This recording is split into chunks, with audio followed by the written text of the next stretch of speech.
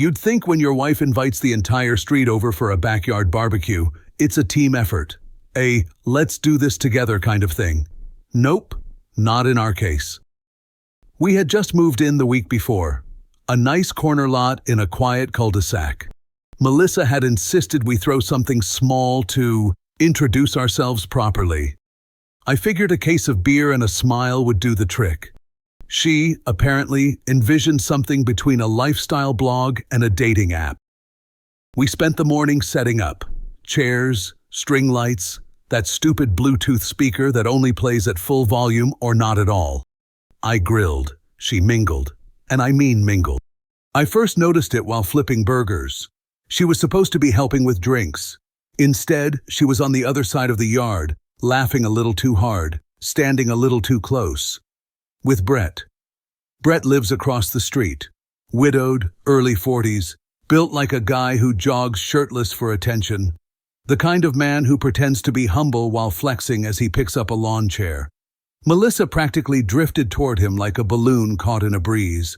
Within 5 minutes of mingling, she was touching his arm, leaning in, full eye contact, the kind of body language that makes you wonder if your wedding ring turned invisible.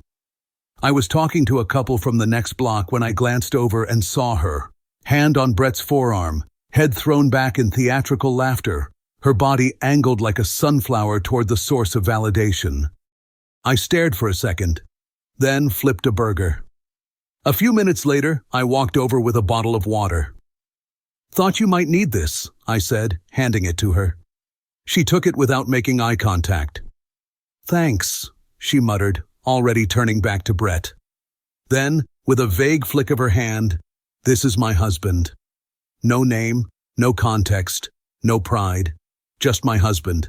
Like she was pointing out a piece of patio furniture someone left too close to the edge. Brett gave me a nod. I gave him one back, half polite, half clinical. Just a man making mental notes. They kept chatting like I wasn't there. She laughed, he flexed, she giggled. I watched, quiet, focused. When I tried to join the conversation, Melissa cut me off mid-sentence. When I commented on the music, she said, "You always have something to say." When I mentioned checking on the food, she rolled her eyes. "It's fine. You don't have to micromanage everything." Noted. I walked off, stood by the grill, and started cleaning up plates that didn't need cleaning, just to keep my hands busy. By sundown, the party had mellowed out. Most people were lounging with drinks. Kids were running around. Melissa? Still glued to Brett like he was the guest of honor. I walked over, calm and quiet. "Hey," I said. "I think I'm going to head inside soon. Got a long day tomorrow." She blinked at me, confused. "What?" "We just started relaxing. Why don't you go grab another drink or, I don't know, talk to someone?" "I'd rather talk to my wife." Her whole face shifted, smile gone, eyes sharp. "Look," she said, loud enough for Brett and everyone nearby to hear. "I'm just being friendly. If you can't handle that, the gate's right there." She pointed toward the side gate of our own backyard. And here's the funny part. She thought I wouldn't. She thought I'd sulk, or apologize, or maybe go pout by the cooler. Instead, I looked at the gate, then at her, then back at the gate. "You know what?" I said, pulling the keys from my pocket. "You're absolutely right." I walked out, through the gate, down the driveway, got into my truck, started the engine. Behind me I heard, "Wait, where are you going?" But I didn't look back. She told me the door was right there, so I used it. The drive wasn't long, a few blocks, no destination, just enough distance to breathe.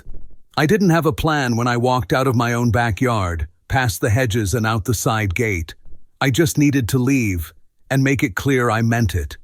I drove around the neighborhood, let the truck idle in a parking lot for a while, grabbed a beer from the gas station cooler I didn't really want, just to have something cold in my hand, just to feel still. After about an hour, I circled back. By then, the string lights in our backyard were dimming, and the music had stopped. The last few neighbors were probably being ushered out with awkward smiles and forced small talk. I parked and walked back in through the front door. Quiet. No laughter, no Brett, no audience, just the scent of barbecue smoke lingering in the air, and a silence that felt more honest than anything I'd heard all day. I dropped my keys on the kitchen counter, grabbed a real beer from the fridge, and sat down at the island. Calm. She hadn't noticed I was back yet, or maybe she had and didn't know what to do with it. Either way, I wasn't in a rush to find out. I'd been sitting there for maybe 20 minutes when I heard the back door close. She was inside now. I didn't get up, didn't ask how the rest of her networking event went, didn't ask if Brett made it home safe. Instead, I sipped my beer and waited. Then came the footsteps. Fast, angry, wooden heels on tile. She entered the kitchen like a hurricane in designer sandals. "There you are," she snapped. "What the hell was that?" I didn't answer right away, just took another sip, set the bottle down on the counter like I had all the time in the world. "You told me the door was right there," I said flatly. "So I used it." Her eyes widened, like she couldn't believe I had the audacity to take her at her word. "That's not what I meant, and you know it. Maybe don't say things you don't mean in front of a dozen people."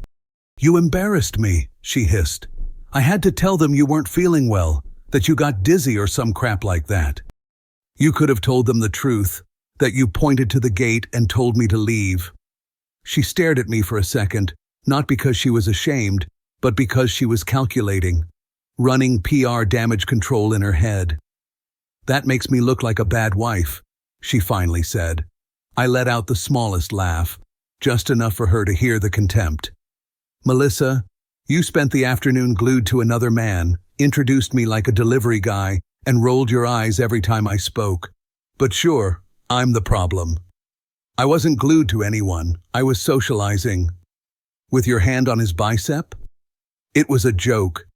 "Was it?" She paused, then exhaled hard through her nose, the universal sign of an incoming victim narrative. "You know what?" she said, voice softening with professional precision. This isn't healthy. You getting this jealous, this insecure, over nothing. Jealousy usually comes when your spouse pretends you don't exist while hanging on the arm of a neighbor. You're twisting everything." "Am I?"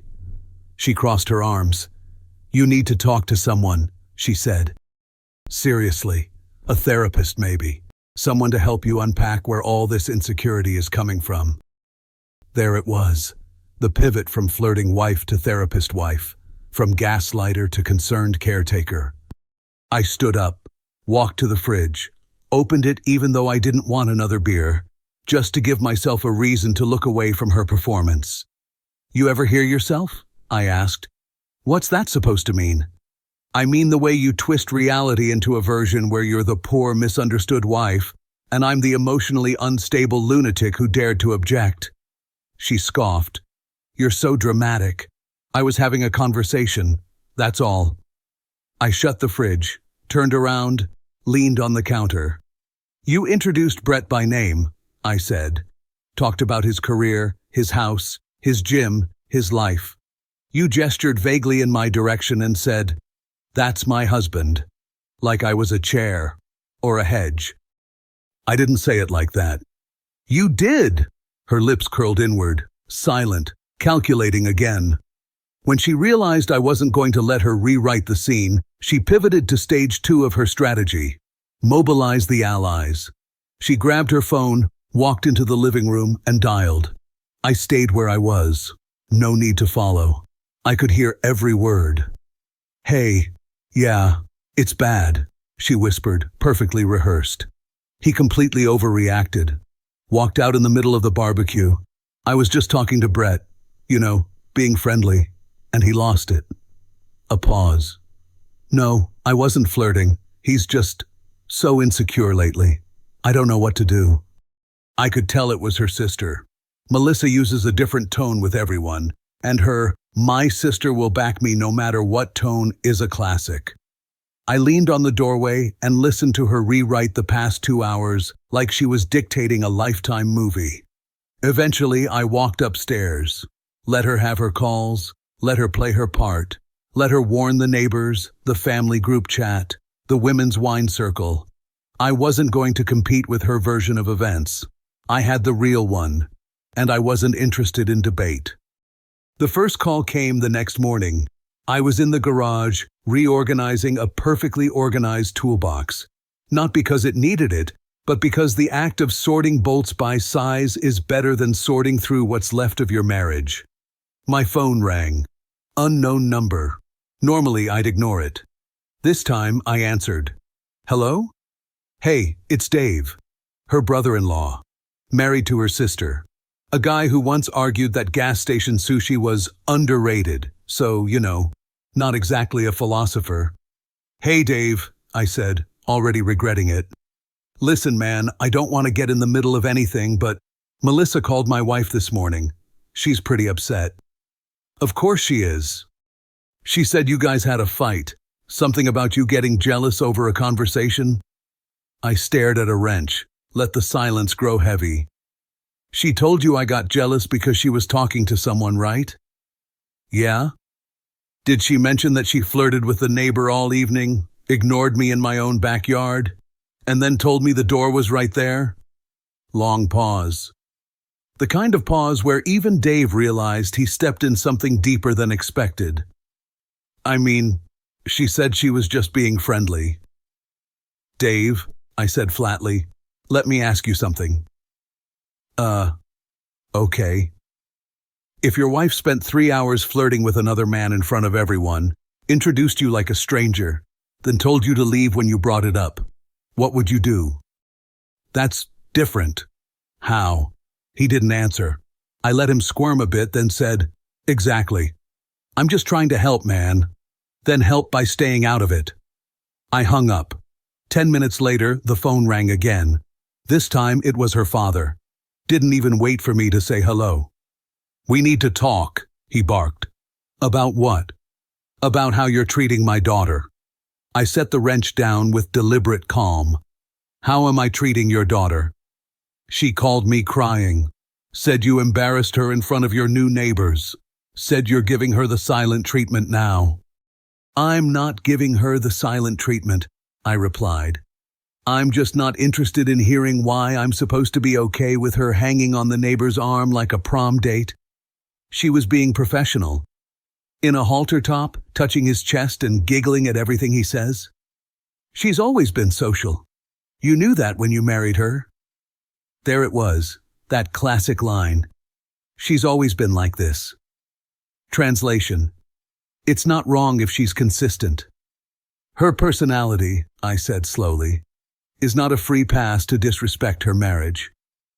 You're being dramatic. No, I said. I'm being clear.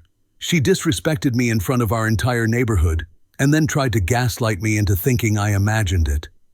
She said she pointed to the gate because she was frustrated. She didn't mean for you to actually leave. Then she shouldn't have said it. Silence. Then, maybe you married the wrong woman. I smiled.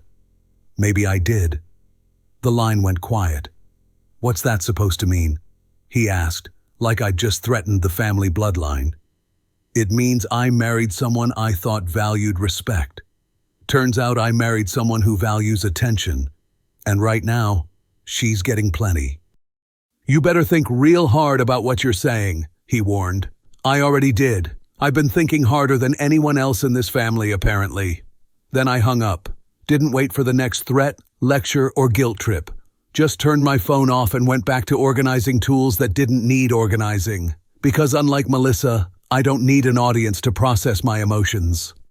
That evening, after the calls had stopped and the tools were back in their drawers, I stepped inside. No raised voices, no slammed doors, no, we need to talk, waiting for me in the hallway.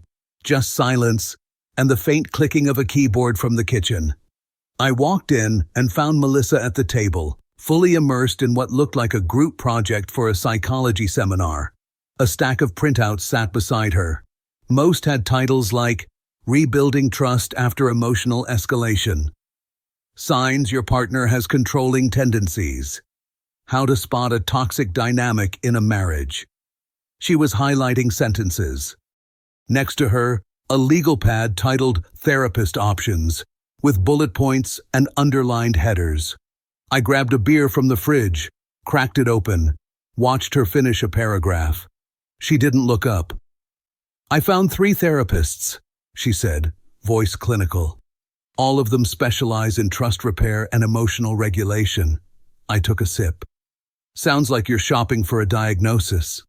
She glanced at me, annoyed but pretending to be composed. "I'm trying to save our marriage. By diagnosing me? I'm trying to help." I raised an eyebrow. "By Googling how to fix your husband?" She slammed the pen down. "Don't make jokes. This is serious." "Oh, I'm dead serious. Just not sure which part you want me to take more seriously. The part where you flirted with the neighbor for 3 hours? Or the part where I'm apparently the broken one?" "I was not flirting. I've told you that 100 times. And I've told you 100 times. That's not how it looked." She stood up, grabbing one of the highlighted printouts. "This article says excessive jealousy is often rooted in early life trust issues, sometimes tied to abandonment trauma. Do you even realize how you sounded when you stormed out?" I tilted my head. "Do you realize how you sounded when you pointed at the gate and told me to leave my own house? That wasn't serious. Then why'd you double down when I did?" She threw up her hands. "You're twisting everything." I took another sip of my beer and stayed perfectly still. "No, I'm just refusing to pretend this is normal." "I said I was sorry," she snapped. "No, you didn't," I replied. "You said you were embarrassed, that I overreacted, and that I need therapy. That's not an apology. That's a smokescreen." She exhaled hard. "You want me to just say it? Fine. Maybe I was a little too friendly." "There it is again." I set the bottle down. "Maybe, a little, too friendly." "Okay, fine. I flirted. Is that what you want to hear?" "Number, I want you to understand why that matters." She paused, arms crossed, not ready to concede, but out of breath. I stepped closer. Calm, steady. "Your intentions don't matter anymore," I said quietly. "Your actions do." She blinked. "You're trying to salvage this marriage by acting like I'm paranoid," I continued. "Like my boundaries are the problem. Like your behavior is just misunderstood. I just didn't think." "That's exactly the issue. You didn't think about me. Not when you were laughing at every dumb thing Brett said. Not when you introduced me like a guest. Not when you pointed to the gate and told me to go." She didn't respond. I leaned back slightly, let the silence hang. "You're not trying to fix the marriage," I said. "You're trying to fix the optics, the fallout, the narrative." Her face reddened. "That's not fair. It's not fair that I had to watch my wife become a stranger in our own backyard while everyone else watched with me. Why are you being so cold?" "Because I've been burned." That shut her up for a moment. Then came the last weapon in her playbook, the ultimatum. "If you want this marriage to work," she said sharply, "then you need to come to counseling with me. Otherwise, I don't see a path forward." I nodded once. "Then maybe there isn't one." She blinked. "Wait, what?" "I'm not going to therapy to fix problems I didn't create. I'm not going to sit in a room while you explain to a stranger why I'm too sensitive for wanting basic respect." "So that's it?" "You said it yourself. You don't see a path forward. I'm just agreeing with you." She stared at me like I'd just ripped the floor out from under her. "What do you mean? Maybe there isn't one." I stayed quiet, let her fill the silence with panic. "You can't be serious," she said, stepping forward. "I'm offering a way to fix this. I'm trying. Doesn't that matter? You're offering therapy on the condition that I admit to problems I don't have. I'm offering to work through this, together." I nodded slowly, "But only if I agree it's all my fault." She flinched, not visibly, just a flicker in her eyes, but I caught it. "You're twisting this," she said, quieter now. "I just want us to be okay again." "You mean you want me to go back to pretending?" "No," she started, but I cut her off. "You didn't make a mistake, Melissa. You made a choice. A clear, intentional choice." She blinked. "I didn't.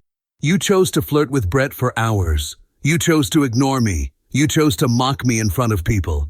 And when I calmly told you I didn't like it, you pointed to the gate. That wasn't a slip of the tongue. That was a test. Her lip trembled. And when I walked through it, instead of owning it, you launched a PR campaign. You didn't come to me. You went to your sister, your father, your brother-in-law. You painted me as the jealous, unstable husband. That wasn't a reaction. That was a strategy. I was scared, she whispered. You were exposed, I corrected. She wiped her face, now trembling. Please don't do this. We can work through it. I'll stop talking to him. I won't even wave if I see him in the street. Just don't give up on us. I looked at her for a long moment, and for a second, I felt that familiar pull, the old reflex to de-escalate, to repair, to give her the benefit of the doubt. But it passed, because I finally saw her clearly. She didn't want me. She wanted the version of me who would accept crumbs and call it loyalty. I'm not giving up, I said. I'm just done pretending this is a partnership. Is this really worth throwing away our marriage? She asked, now crying. 5 years? You threw it away when you stopped being my wife and started being someone else's audience. I made a mistake. No, I said, voice like ice. You made a choice, and when I called you out, you made another one. You told me to leave. You meant it, and I listened. She turned away, tears falling hard now. Please, she whispered. I'll do better, I promise. Just don't go. I walked toward the stairs. She didn't follow this time. Where are you going? She asked, voice cracking. To pack a few things, I said without turning around. I'll be staying somewhere else while we figure out the details. What details? Divorce. Her sob hit like a gut punch. You can't just leave. I turned to face her one last time. You told me the door was right there. Then I walked upstairs, and for the first time in a long time, I felt clean. I spent the next 3 nights at my brother's place. He didn't ask questions, just tossed me a spare key and a cold beer and said, "Let me know if you need the couch longer." Melissa, on the other hand, was not so chill. The messages started the moment I walked out. This is insane. You're overreacting. Please come home. I talked to a lawyer. Do you know how much this is going to cost us? I'm willing to go to counseling. We can both work on our issues. By the second day, the voicemails shifted in tone, from righteous anger to shaky desperation. I didn't mean it, okay? I'll block Brett. I won't even say hi if I see him again. I love you. Don't throw this away. I didn't respond, not out of cruelty, but because there was nothing left to say. On the 3rd day, she showed up at my office. My assistant buzzed me. Your wife's here. She says it's urgent. Of course she does. Send her in. She walked in like she hadn't slept. Dark circles under her eyes, hair tied back in a loose, bitter knot, wrinkled blouse. She looked human, maybe for the first time in years. She didn't wait to be invited. Sat down across from my desk like we were at a negotiation table. We need to talk, she said. We did talk, I replied. You threatened to leave me unless I agreed I was broken. I wasn't threatening. I was desperate. You were bluffing, and now you're mad that I called it. She leaned forward. I know I messed up. I know I handled it all wrong. But throwing away our marriage over one night. This isn't about one night, I said, cutting her off. It's about a pattern, who you are, and who you expect me to be. She shook her head. I don't understand. You expect me to be the kind of husband who watches you flirt with other men, who stays silent so you can feel admired, who apologizes when you disrespect him. That's not fair. It's accurate. I never meant to make you feel like that. But you did. And when I told you, you didn't stop. You pointed to the gate. I was angry. And now you're scared. She went quiet, then said softly, I love you. I know, I said. But love isn't enough. Of course it is. Respect is. She looked stunned, like no one had ever said that to her before. I can't be married to someone who only loves me when it's convenient, who only apologizes when I leave, who only reflects when she's losing. I'll do better. I swear I shook my head. Calm. Final. You don't miss me. You miss control. You don't respect me. You just hate being left. Tears welled in her eyes. I don't want anyone else, she whispered. But you didn't want me either, not really. You wanted someone to orbit around you, not stand beside you. Silence. She looked at the floor, then back at me. I'm not signing anything. You don't have to, I said. I'll file and serve you. You can fight it if you want. But it won't change anything. You're really doing this? I already did it, when I walked through the gate you pointed at. She didn't sign right away. At first, she tried to stall, a delay disguised as space to think. But space doesn't work when the damage is done in silence, and time doesn't heal what someone refuses to admit. I didn't chase, didn't follow up, didn't remind her. I let her sit with it, the same way I had to sit with her hand on another man's arm, her laughter in my face, her smirk as she pointed toward the gate like it was a joke. A few days passed, then a week. I kept living, went to work, answered emails, ate dinners alone without feeling lonely for the first time in months. I slept better than I had in years. And slowly, her silence became louder than anything she had said. No more texts, no more voicemails, no more begging or bargaining, just absence. Then, 2 weeks after that final conversation in my office, a courier envelope arrived at my brother's house. Inside, the signed divorce papers. No note, no apology, no dramatic last words. Just her name, written carefully, like she wanted it to still mean something. It didn't. I didn't celebrate. There was no champagne, no wild night out, no declaration of freedom on social media. Because this wasn't triumph. This was recovery. It wasn't about winning. It was about remembering who I had been before I started compromising with disrespect. I still pass the neighbor sometimes, Brett, when I visit that side of town. He doesn't make eye contact, doesn't wave, just nods quickly and disappears into his garage. Maybe something happened between them, maybe not, doesn't matter. She had already broken the deal long before he came into the picture, because betrayal doesn't always begin in bed sheets. Sometimes it starts with the look your spouse gives someone else, the look they use to save only for you. People ask sometimes, friends, former neighbors. One even DM'd me a few weeks ago. Hey, I heard about you and Melissa. I thought you guys were solid. What happened? I gave the same answer I always do now. She pointed at the gate. So I used it. And that's all anyone needs to know. Because the truth is simple. She didn't expect me to walk away. She expected me to beg. She expected me to crawl, to play my part, to swallow the insult for the sake of her image. But that version of me is gone. The one who tolerated half love, half truths, and half apologies. And in his place? A man who finally learned that love means nothing without respect. Who understood, too late maybe, but finally, that staying with someone who needs to be reminded how to treat you isn't loyalty, it's self-abandonment. She thought I'd never leave, because I'd stayed so long, because I made excuses, because I always came back, until I didn't. And now? She's free to be friendly with whoever she wants, but she'll never again have a husband who quietly fades into the background just to protect her comfort. I don't know what she tells people now. Maybe I'm the jealous ex. Maybe I'm the unstable one. Maybe I'm the guy who couldn't handle a strong woman. Let her spin it however she needs. I'm done correcting her version of the story, because I've got my own. And mine ends like this. She pointed to the gate like it was a dare. I took it like a map, and I never looked back.